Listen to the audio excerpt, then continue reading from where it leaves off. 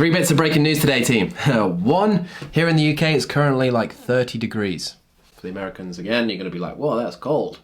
I'm currently sat here in the office like, this is fine. Unless you're a millionaire and you have massive houses, air conditioning doesn't exist here in the UK. Two, yes, that is a headband that I am wearing.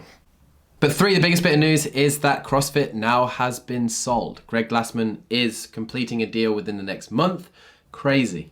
Today's video is just a basic quick one to give you an update and tell you that this is happening with a couple of statements that have come out. And we'll kind of go into more detail as it unfolds over the next month or two. Now, the guy that's buying CrossFit off Greg Glassman is called Erik Roza. He was the guy that created a company called Data Logics that then got bought by Oracle, which is a huge, massive company. Of which then, when his company got bought, he became the senior vice president and general manager at Oracle Data Cloud. Apparently their company enhances more than $10 billion in media annually. It's a lot of money. The news has literally just broke like 10, 15 minutes ago, so honestly I don't know a lot about what's going on, but there has been a couple of statements. One from Dave Castro, where he addressed affiliate owners, saying, "I am pleased to introduce to you Erik Roza, who is purchasing CrossFit from Greg. Once the deal is closed next month, he will be the owner and CEO of CrossFit, and I am excited to partner with him as we enter this next stage." What he's saying there is that he's going to still be part of CrossFit, Dave is. But he is not going to be the CEO. That didn't last long. Erik is one of us. He's a 10-year CrossFit athlete and founder of CrossFit Sanitaz in Boulder, Colorado. He opened up boxes at his tech company, Data Logics, and at Oracle after it purchased his company. I've also done a very quick piece of digging. The dude's got a back squat of 345 pounds, Fran time of 240. He can do 64 pull-ups, and he can run a 5K in 1955. According to his stats on CrossFit. And he's done the Open from 2012 to 2018, where he finished 2,401st in the world in the men's 50 to 55 category. Guy has got some stats. Erik knows what it's like to run a box through tough times. He has faced the same issues with payroll and rent during COVID-19, and he knows what it's like to deal with difficult issues in the press. He also knows how to build great inclusive workplaces, with Data Logics making Outstanding Magazine's list of best places to work. And on that list, they actually finished 42nd. This was in 2014, and the photo that they used was people with kettlebells. And apparently on that year, the agency partnered with local charity A Precious Child, and staff sponsored 60 children in need to fulfill their holiday gift wishes. That's cool, right? This is also a huge deal because around 2 weeks ago, there was a video released on YouTube by Cleared Hot Podcast by a guy that worked for Greg Glassman. He worked at CrossFit HQ. And in that video, he talked about how Greg had fostered a sexist culture within CrossFit and how women were treated unfairly. But yeah, looking back at Erik, it looks like he's a guy that fosters a good workplace for people to grow a successful business. We then saw Greg make a statement on CrossFit's Twitter. "I started a company with some essential and elegant truths that nobody could or maybe would tell.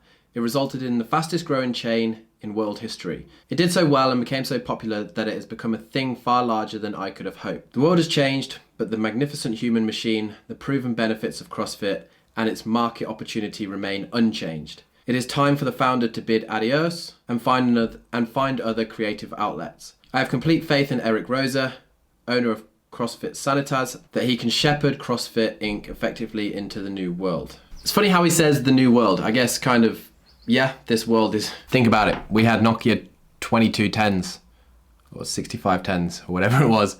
Like, when was the iPhone created? The first iPhone was created in 2007. If you think about it, in 2005, there was only 13 CrossFit affiliates. In 2012, there was only 3,400 affiliates. Now there's like upwards of 15,000 affiliates. Time since when CrossFit was created, and now things have changed. Greg's kind of grown with it, but now we've got like a tech-savvy, switched-on owner, more relevant to the times owner. Like, I'm not gonna speak bad about Greg. Honestly, like when I met him, I was personally just confused. When we did the interview, I was like, I don't think he answered one of the questions, but he was nice to us when we were there. He gave us the interview time, which was, you know, I mean, it's just me and Jazz. The next time we met him, I can't remember where it was, but he didn't remember us.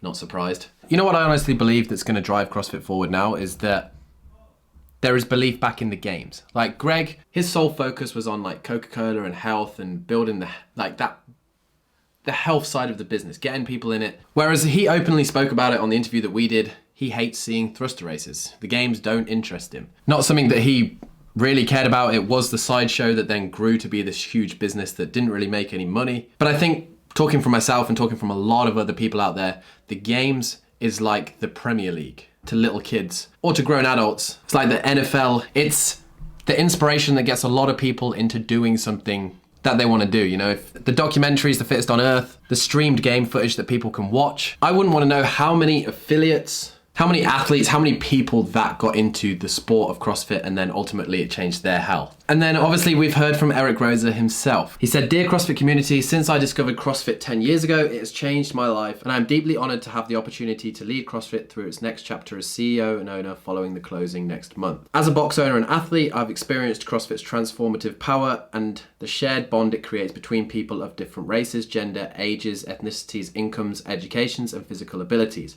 That magic created by our affiliate owners, coaches, and athletes in 158 countries around the world is real, and I believe it makes the world a better place. In the past week, diverse statements and allegations have left many members of our community struggling to reconcile with our transformative experiences in the local box with what we've been reading online. My view is simple. Racism and sexism are abhorrent and will not be tolerated in CrossFit. We open our arms to everyone and will be working hard to rebuild bridges with those who have trust we have lost. I come to you with deep humility and the realization that we have hard work to do. I am committed to listening. I am committed to learning. I am committed to leading positive change. Most of all, I'm committed to CrossFit and to you as the members of our community. If you're committed to the future of CrossFit and have ideas, I want to hear from you. And if you've loved CrossFit and we've lost you along the way, I want to regain your trust and partnership. Please reach out to me at eric@crossfit.com. Not going to really look into it any more than that. What I am going to say is I'm super happy that the guy that has bought the sport that we do is someone who has done CrossFit for a long time. He's opened up his own box.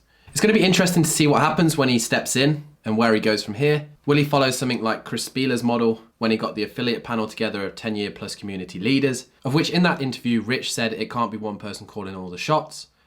But also what we have seen, and I don't know if it's going to be stuck to, is that there are CrossFit affiliate representatives that have been put around the US, or they're looking for them around the US. I don't know if they're going to continue to do that, to speak for the boxes within their areas. But yeah, what do you think? Put your comments down below. I make sure I read all the comments and yeah, voice your opinion. As always, if you have enjoyed this video and this breaking news, please do smash that like button and we will catch you in the next video.